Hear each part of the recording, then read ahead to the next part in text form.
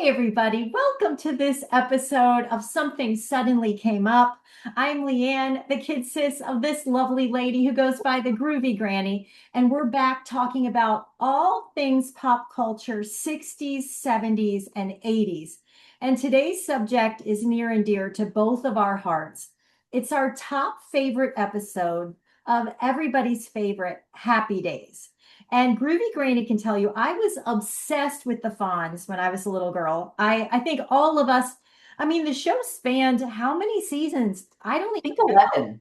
I think so too. So it really went from me being a very little girl to being a little older. So, as the show kind of went on, but let's dive right in. Top five episodes. You go with number five, Groovy Okay, Granny. let me get my trusty cheat sheet Me here. too. There's so many episodes. I was having a hard time. Now, I have to make a confession.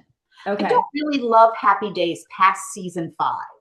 Okay. So you'll find that all of mine are contained to that pretty much. Okay. I did Okay. sort of pick it back up when Joni and Chachi started being teenagers. I enjoyed Right. it a little bit more. That was cute. then. That was cute. Yeah. But so should I just start with my number 5? Yeah, go with your number five. My number 5 is called Be the First on Your Block. Okay. And it was very indicative of the time that the show was on.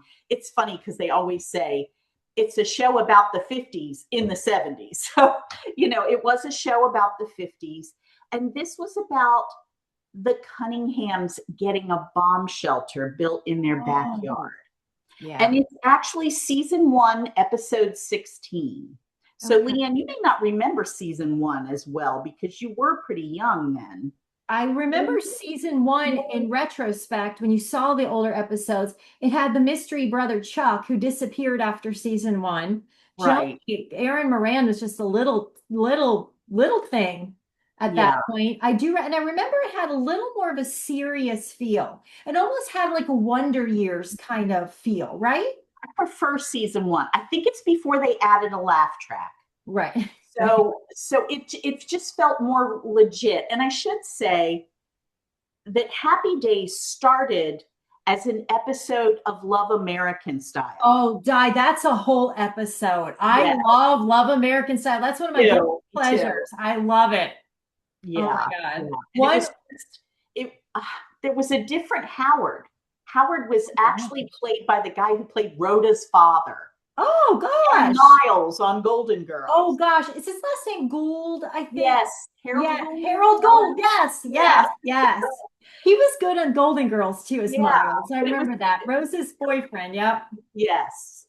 I do remember that. Correct, Mrs. Cunningham, and it was Richie, and it was Potsy. Okay. And then the wrong Mr. Cunningham. Oh gosh. I can't imagine that. That's another story. But so this episode is Ronnie Shell. Do you remember him? He was very much a 70s character actor. Tell me what another example that he was in. Oh, I don't know. I'm not very good at on the fly. That's okay. I cannot remember another. Yeah, I think he had some couple of bad series that didn't go on. I'll try to figure it out. But, all right. Somebody at home is like, I know who he is. Exactly. Help me. Tell us. So Ronnie Shell played, sort of a slippery bomb shelter salesman. And he came to the door and really sold Howard on getting it. And so they had the backyard marked off with rope about where it was going to be. And news spread very quickly from Richie and his friends. And everybody wanted to be in the bomb shelter. And so they had that telltale alert that came on. It used to be every Wednesday when I was in school where they would do the bomb shelter alarm. And they did that. And Howard told them to everybody to come stand in the fake shelter because it hadn't been built yet. Yeah. And Fonzie shows up, Potsy shows up, Richie's girlfriend shows up, one of the neighbors comes over, and Richie kind of talks to his dad and says, Dad, would this really be worth it? If it happens and we go in the shelter, I won't have friends.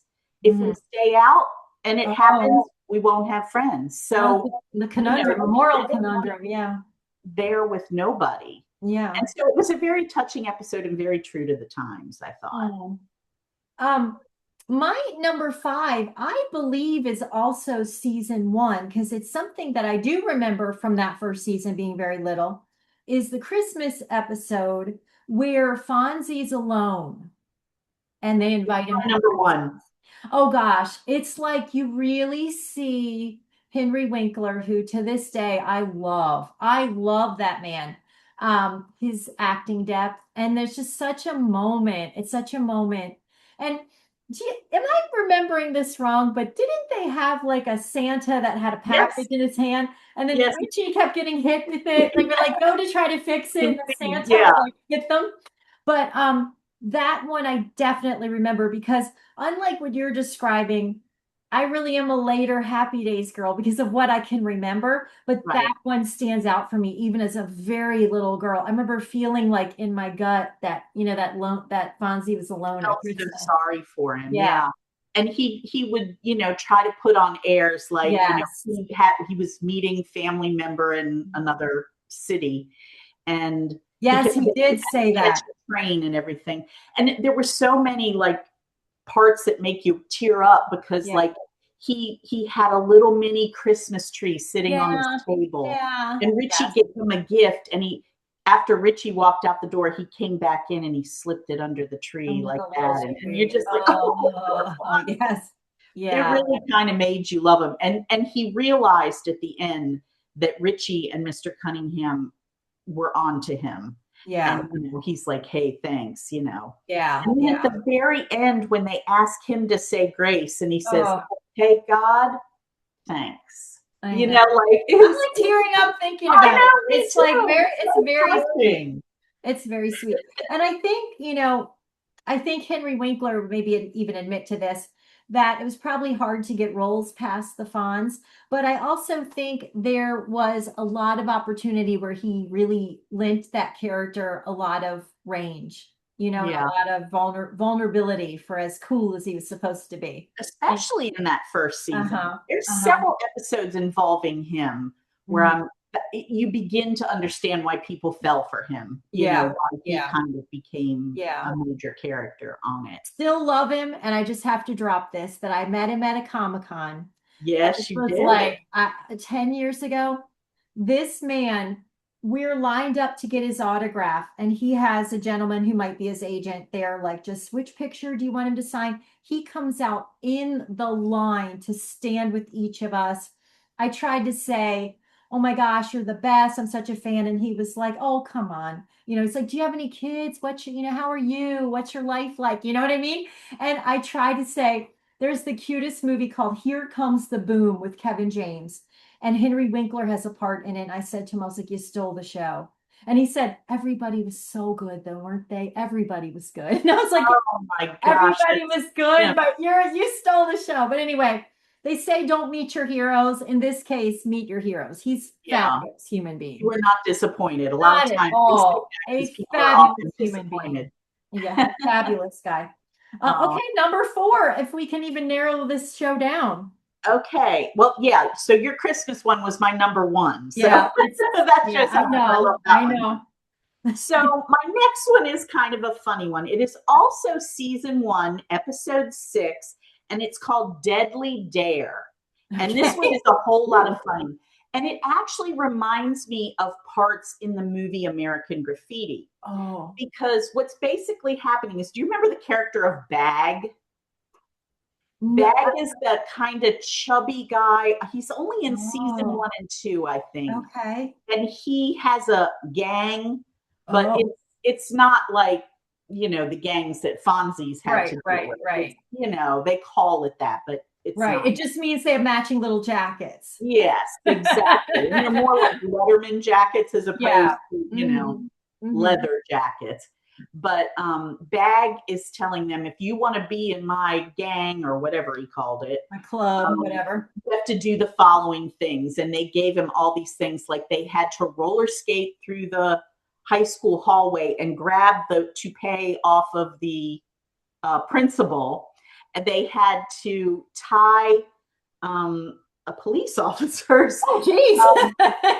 Together. So he would fall into. We don't condone any of this, by the way. The name of the waitress. Oh, I can picture her the minute you said it. Oh, because this was back when it was still a car hop place, Yes. right? Like they roller skated out, and they always gave her trouble. Yes, they gave her did. trouble. Oh gosh, short it's curls. not Marge. It isn't. We'll have to think of that one. Drop that in the comments, people, if you remember her name. I can picture her though.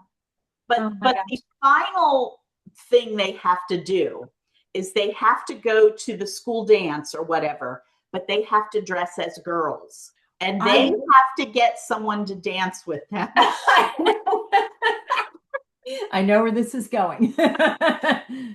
Unknowingly, Fonzie comes over to Richie and says, "Hey, Wallflower, you want to dance?" He's in a very blonde wig. His wig looks like Eunice from Mama's Family, but blonde. It has like a fluff, right? Yes. Yes. Oh God! And Fonzie blew in his ear. I remember. Yes. Richie's like, Fonz. Fonzie's like, real big. He's like, I knew it was you. I was trying to help you out. But he didn't. My gosh. That's one that stands out. I do remember that one as well. Oh my gosh. That's an all-around funny episode. That is a funny one. Oh my gosh. Well, mine, I don't really know what season it's from, but it's where Richie's going through a bit of a dating dry spell. So Fonz goes through his black book, and man, it's extensive. And he comes up with Laverne and Shirley for a couple of dates. And the interesting part is they're kind of both good time girls, whereas we all know from watching Laverne and Shirley later, Shirley's character evolves to be very straight-laced. Very innocent. But in this first one, she's putting the make on Richie. She's worse than Laverne. She's a little worse than Laverne, yeah. But I think not that it's maybe the greatest episode, but it introduces Laverne and Shirley, which becomes very important to the franchise, right? Because that show, oh my gosh, becomes a smash hit. And we're going to drop it again, but we met Cindy Williams, who was very nice. We have a picture with Cindy Williams. Yeah, very lovely lady for sure. I can figure out how to share my screen. We could put these up, but I don't know how. I know. We got to put them up. I know we have a whole bunch, and we're just getting started on the name drops, by the way. I know. Anyway, I think most importantly, like I said, to introduce Laverne and Shirley, and just that strange thing where they had Shirley come on strong, and then once they had their own show, she was very sweet and innocent. Yes, that is interesting. Which she would have to be kind of a foil to Laverne, right? Otherwise, I guess it wouldn't be as fun. Would have that odd couple vibe. But that's isn't that the one where she accidentally punches Richie? Yes. She describes how she gets mad at Laverne. She goes, and then she balled up her chubby little fist and bam! And she hits Richie coming in with refreshments. Yeah, that's right. Yeah. They start to fight, the two of them, a little bit, her and Laverne. Yeah. Oh my gosh. That's a really good one. It's a classic. That's like a landmark one for sure. It is. All right, number 3. Well, my number 3 is another one of Fonzie's kind of you feel bad for him moments. It's season 2, episode 13. It's called Fonzie's Getting Married. And it's the one where Fonzie says he's met the love of his life and he wants to get married. And the Cunninghams are his closest thing to family. So he brings her over for dinner to meet them. And they're talking and they're being funny, and all of a sudden she starts laughing, and she very much has this strange seal laugh. She's like, when she laughs, and all of a sudden you see Howard's eyes get really, really big, and he like talks to her, and he's like listening to her, and then he asks Richie to come in the kitchen, and he says, I know her. I know who she is. I've seen her. Oh, I remember this. Yeah. And it turns out she's a stripper. That Howard, believe it or not, he was at a convention or something. Well, for hardware sales, because Howard is a hardware store. So he's at the big hardware convention. Yes. And she did what? She is one of the strippers. Yeah. Did she pop out of a cake? No, I don't know if that was what it was or not. But her act was that she was like a cowgirl or something. Oh, gosh. Yeah. I mean, I don't know, like, how Howard, I can't remember that part, but he recognized the laugh right away. Oh my gosh. And they have to figure out how to tell Fonzie. And of course, he's heartbroken. He doesn't believe them at first, and he gets really mad. And then they make him go to her strip club and sees her. And it's, again, you feel so bad for him, and he plays it very well, very, very well. Yeah. But oh my gosh, I forgot. That was an interesting one for the sure. hardware convention. Well, Howard belongs to the hardware. He does the hardware convention, but doesn't he belong to a club too, where he's to wear a funny little hat like the Shriners Club? I'm going to accidentally say the Water Buffaloes, but that's of course. Fred Flintstone. But it is something like that. Fred like that, right? Yeah, yeah. My number 3 is extremely silly, but again, bear in mind that I go into that later 70s, 80s arc of Happy Days. But this is one with Ralph Malph, and everybody knows I love me some Ralph Malph. And Fonzie's getting headaches, and he gets his eyes checked by Dr. Malph, Ralph's father. And he's so much like Ralph. In fact, his name is Dr. Mickey Mouth. And Fonzie's sitting in the chair waiting for Dr. Mouth. And Ralph says, "You're going to love him. He's just like me." And Fonzie's like, "Is that a recommendation?" And so he's played by the guy that plays Howard on Mayberry. Yes. And he comes in and says something to the effect of, I'm remembering from my kid brain. It's been a while. He says something like, "The reason I'm late is I fell in the lens grinder and made a spectacle of myself." And Ralph was like, But so Fonzie was very concerned he was going to have to wear glasses and it was going to cramp his style. But most importantly, we got to see the mouths together. Didn't he learn from Jan Brady that it wouldn't be that bad? It's not going to be bad, and chances are something else. No glasses necessary. But anyway, yeah. And so funny, wasn't that a reoccurring theme at the time? Like glasses and braces would in your life, and it just now is so common, no one cares. So it funny. was, and it's such a weird thing. And I remember our mom wore glasses from a pretty young age. Yeah. And same thing, she would always take her glasses off, like when she was at school and stuff. And couldn't read the board. And couldn't see the board. Yeah. Yeah. Oh my gosh. But anyways, Dr. Mouth. There you have it. Good. So my number 2 might be your number 1. I'm not sure. My number 2 is Wish Upon a Star. And it is season 2, episode 7. And it's one where Richie, I believe, enters a contest, and there's going to be a dance at school. And the winner of the contest gets to take the actress of the time, the most adorable actress, I think modeled after Sandra Dee. Mm-hmm.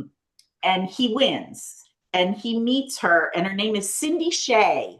But it is played by your favorite girl and so adorable Cheryl Ladd. And she would be the most beautiful actress that you could win a contest to meet. Yeah, I love Cheryl Ladd. That's a great episode. I know. And it was interesting because the reason I thought of Sandra Dee is because he found out that she's not the sweet, innocent little thing that,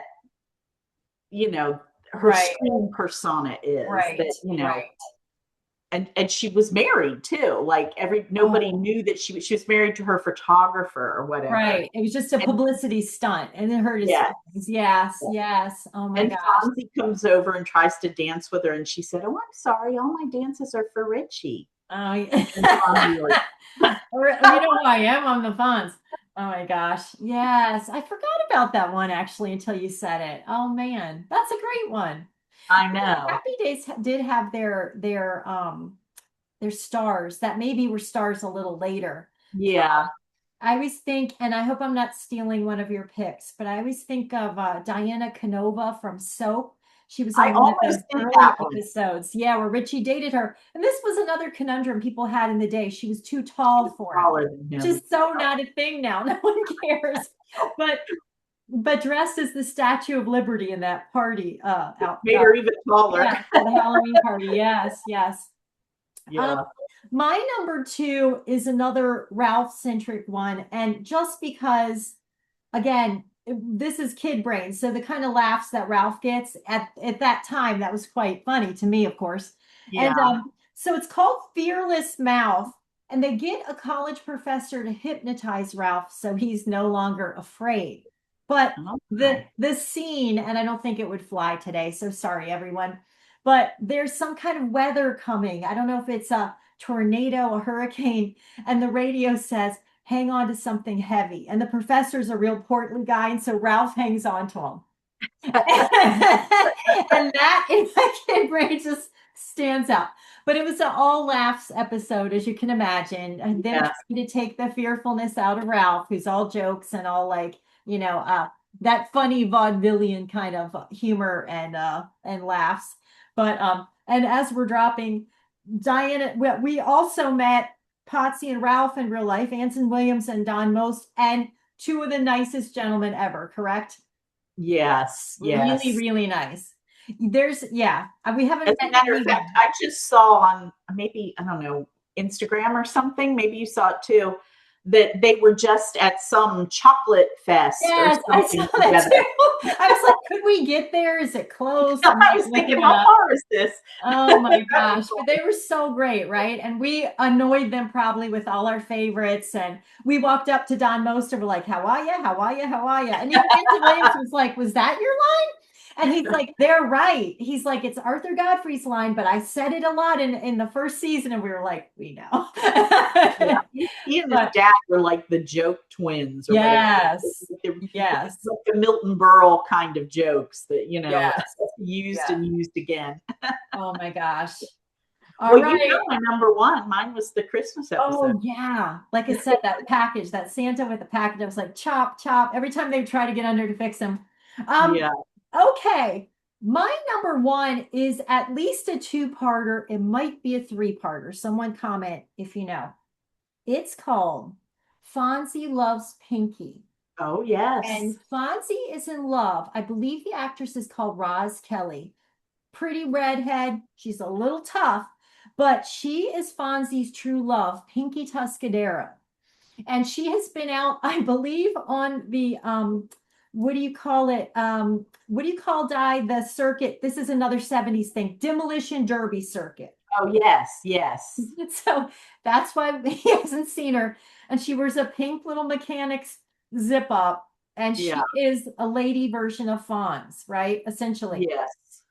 So there's a big demolition derby. Their foil is these two kind of silly brothers called the Malachi brothers. And Malachi Brothers. That's Pinky right. gets hurt because she gets out of her car because it stalls, which you never do at a demolition derby. And the Malachi crunch gets her.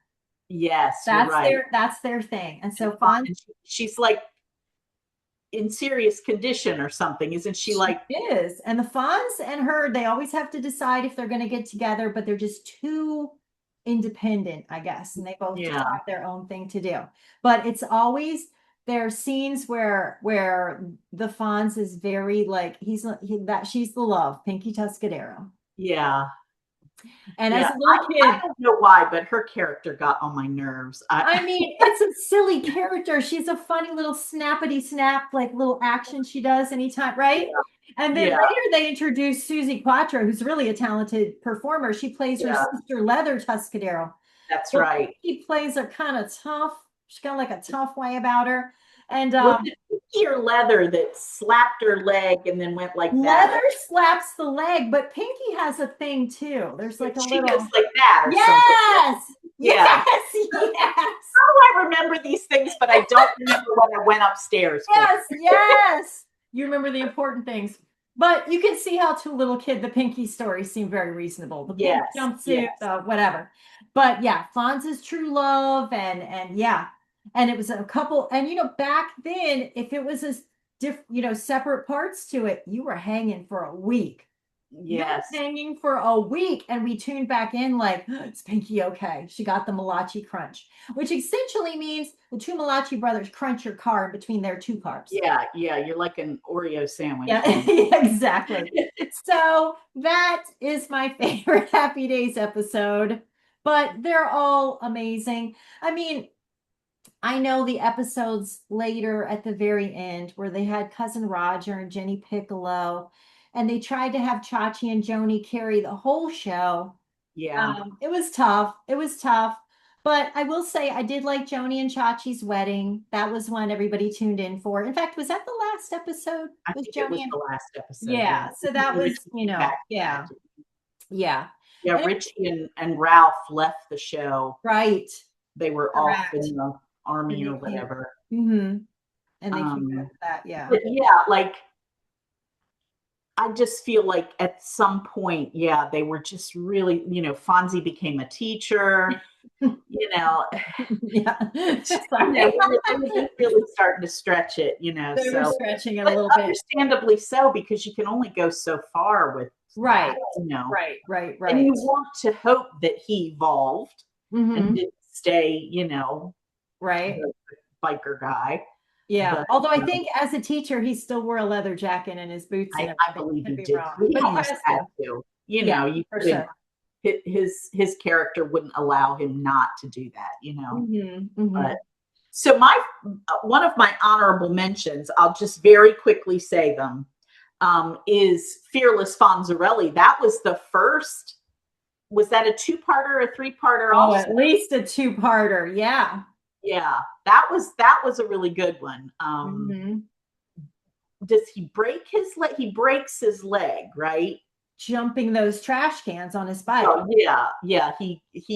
He's doing that for Arnold, right? To raise money for Arnold or something. Yes. And I just remember. And of course, he has to show when he finally shows that he's in pain. It's pretty funny. I just remember there's this little majorette, like she's or whatever, she's drumming, and all the girls love Fonz so much. This is like drumming for him to start his bike jump, and she's got a little tear Coming down. Yeah, I totally remember that. And he hits like the hot dog stand or something. He does hit the hot dog stand. He does. Well, and then there's the famous visit to, I believe, California, and he literally water skis over the shark. Yes. And that becomes a famous term, jumping the shark. Yes, it becomes a euphemism for when your show has gone a little too far. But I will say, you better know we all tuned in for it. Well, interestingly, the show went on several years after that. I'm telling you, we tuned in for the shark jump, and it seemed Richie was still on the show at that point. Yeah, and it seemed reasonable that he water skied in a leather jacket. He's the Fonz. Well, wouldn't it just be so bizarre to see him like in just a swimsuit or something? I guess so. That would just spoil the whole thing. I guess so.